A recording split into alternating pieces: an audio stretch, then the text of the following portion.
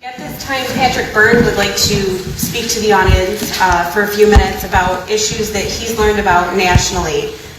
He's not intimately involved in the Adams Township matter with Stephanie Scott, but he's aware that there are issues throughout the country, and he wanted to say a few words.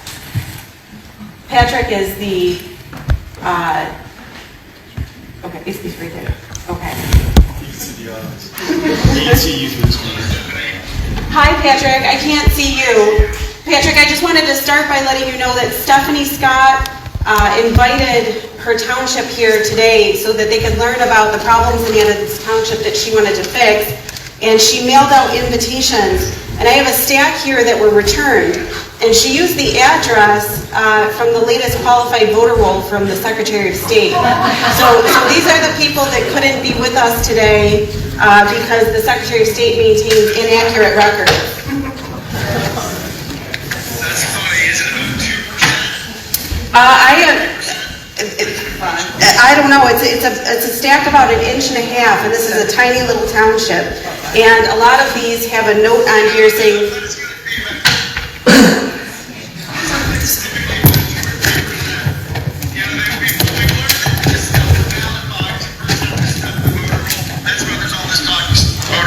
Thank you, Stephanie. Thank you. Can I lead the audience in giving Stephanie a hand?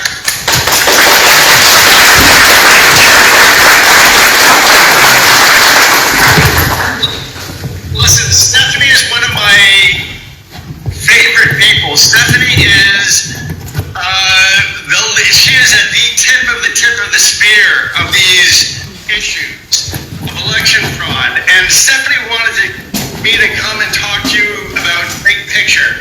Now, I'm sorry. I was supposed to get up there last night at midnight and then drive in at 2 in the morning. And I know sometimes I just fade, and I just faded and thought that's one last trip I can't make. I've been overseas for 2 months. I'm very sorry I did not make it to meet with you in person. But I did want to tie what's going on with you into a bigger picture. Does the world seem kind of confusing to you folks these days? If you'd like to know, let me explain the big picture. And unfortunately, as odd as this may sound, just remember that it's going to take something odd to explain the situation we're in. I've come public, and it's been, put it this way. I spent 1983-84 in China studying not just Chinese, but Chinese philosophy, including Maoism. I know quite a bit about how this works. And there's 3 readings I will direct you to, and I'll send these to Stephanie right after this. One is called The Secret Speech of Minister Cher Haotian, and he says in 2003, a speech which the Chinese have never denied, it was the highest level leap that ever came out in Chinese history. And there's his speech as well as a book in 1998 by 2 Chinese colonels called Unrestricted Warfare, as well as another called 100-Year Marathon. Yes, thank you, the 100-Year Marathon. These 3 books. And what they paint is this. They tell the following story. That in 1949, when the communists came to power, they set out on a 100-year marathon, at the end of which they want to reestablish themselves as the Central Kingdom. That's what China Donghua means, the Central Kingdom. And the rest of the world is organized in this Confucian style of concentric rings. And that's and we have turned into a vassal state. We're turned into like a bootlick state. Well, that was the plan, 2049, and in 2010, they moved the date up ahead to 2030.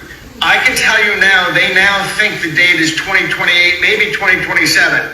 And this is what they have in mind. And I'll be going through this in a second. You can put this, yeah, thanks. I'll be getting to the org structure in a moment. This is what they have in mind. And it's right in that speech. So if this sounds wacky, please just go look at the things I've just put in front of you. This is their stuff. First of all, there's like 6 different levels of warfare to them, and only the 6th is what we would think of as warfare, with bullets flying.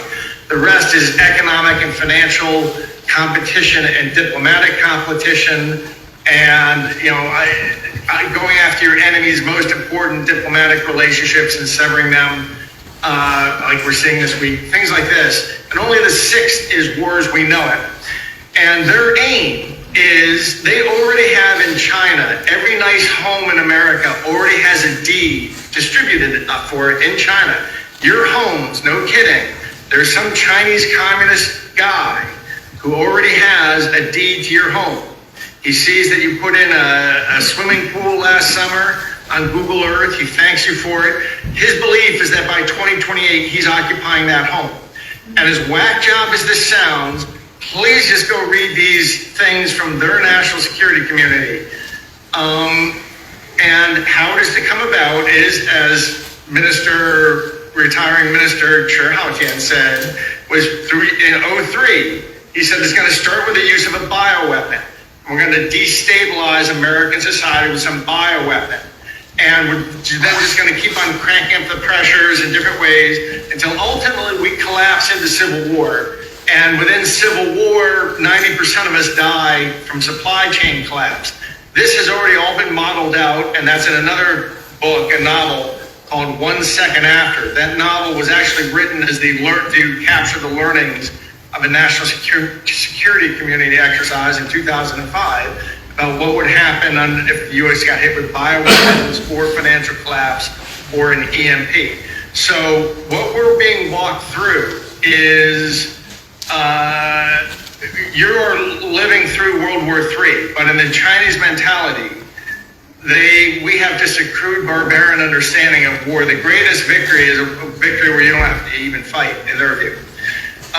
So they're coming for us. Now let's go quickly. I see the producer, who's a tough one, wants me to walk through these a few slides. Can you put the org chart up, please? Yeah, so China is basically, think of it as the chairman of the board of who we're up against. The CEO is Iran. The president is Cuba. Cuba's very sophisticated. Don't let their military, their military is silly. They train with sticks and stuff, but their intelligence services are extremely sophisticated, Leninist. The senior vice president of this thing that we're up against, and this is what people don't understand. It's a cartel you never hear about, Cartel de los Soles. That's Venezuelan, and these soles, the stars, or the sun, is the cartel of the suns. The suns referred to are the stars on the shoulders of the capos of this particular mafia, because this particular mafia is a nation called Venezuela.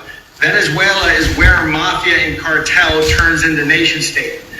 And this senior vice president, speaking metaphorically, this senior vice president, so to speak, has, next slide, has 4 vice presidents. These are the Gulf cartels.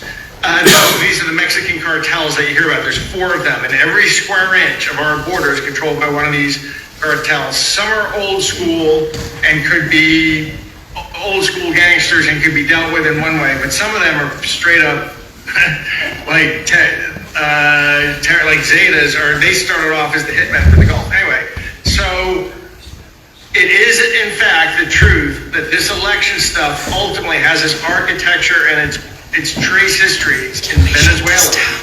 And the whole story of this has been a wonderful investigation for several years. It will be coming out eventually. But this actually was built to keep Hugo Chavez in power. 3 Venezuelan men moved to the U.S. and started the company. And it's a Delaware company, but it was 3 guys from Venezuela who had worked this deal out in Venezuela. And this really is their basic software and package called Smartmatic is the architecture of the major systems in use. There's 3 systems, and just like whether you buy a laptop that is Lenovo or HP or Dell, whichever one you buy on the inside, you're getting Microsoft Windows operating system. Similarly, whether people buy Dominion or ESS or HARD, what they're getting on the inside has historically been this package from Smartmatic. Now, Dominion says that in 2018 they rewrote some of the software, but they're not going to let anybody see. And Dominion also assembles its machines, incidentally, in Taiwan, in a factory in Taiwan, but the motherboard comes from communist China. So just so you know, if you know anything about computers, the motherboard, that's like the frontal lobe of the computer. The frontal lobe of the computer comes from China, and the software ultimately has its roots in Venezuela. So this is how they've come for us. And I'm giving you this little history lesson. And I wish I could tell you more about myself that you might understand. This actually is, I was the CEO of Overstock, but that was almost a cover job. I'm being a little metaphoric here, but this has really been my life. This stuff has been my life. I know what I'm talking about. You're at the front tip of a war to take down the USA. What they're walking us through. Liz, is this getting too far afield, or is this what you guys expect? Well, Patrick, I was just talking with Stephanie, and can I interact with Stephanie? Can you hear me? Can you hear me, Patrick? Hello? Can you hear? I was just talking with Stephanie Scott here, the Adams Township clerk, and she thought, well, you know, all of this is so technical that you've discovered at a much national and international level, and what she is speaking to here is exclusively just Adams Township. But what you're talking about, I can see how it connects. We've talked a lot about how Secretary Benson was on the Truman National Security Board along with Hunter Biden for the 2020 election. So I think what you're trying to do is explain how, you know, in your research, you believe there's a international, the national, down to the local township level, which is, I think, essentially what Stephanie is saying, that she needed to learn about these election systems, what's on them, are there China parts on the motherboard, what problems could exist for Adams Township, and that's what she's done. So I don't know if you heard, but Stephanie, stand in front of the camera. There you go, perfect, go. Can you hear me now? yes. I'm sorry, I wasn't making the connection. That's where this all leads to. You guys are on the front there in Adams Township. You're on the Normandy of this World War III. And this coup by corruption, and I should stipulate, I didn't vote for Donald Trump. I've never voted Republican in my life. I've neither vote Democrat or Republican. This, to me, people paint me as some, it's just the Trump fanaticism or something. This is just about the truth. This is coming through. You are the Normandy, and your clerk, Stephanie Scott, is one of those brave Americans who said, not through me, not on my watch. This can only happen. This corruption ultimately can only win if they can intimidate or buy off the Stephanie Scotts of the world. At the end of the day, that's the last impediment to them winning. And here, what Stephanie Lambert has discovered is at the investigative front end of this whole movement, and what she has discovered in Michigan and Pennsylvania and Georgia, she was telling about the Tennessee error. She buried the lead. The Tennessee error, those machines she was talking about in Tennessee, the government, the EAC, the testing laboratories, and Dominion signed off on their final statement of the problem is that there's erroneous code in the machine, but we couldn't find it. But don't worry, we've made a patch. Well, there's no such thing, and that's a root cause analysis. Well, if you work in the tech industry, you understand that's not really a root cause analysis. That's I could not find a root cause analysis. There's no such thing with a computer of saying, well, there's some erroneous code in the machine, we're admitting that, but we couldn't find it. What that means is what really happened is they found one of the hacks, but Dominion can't admit it. Well, your clerk, and it's so horrendous what your Secretary of State did, sending this letter out for everyone to erase their stuff. That was an unlawful order. That was absolutely unlawful. That's a serious federal felony. Every file you erase is its own felony. That was a serious felony, and she knew it. And I bet 2/3 of the people or more, 90% of the people in Stephanie Scott's position accepted an unlawful order. She had every right to do what she was doing. Has she Thank ever you, reduced Patrick.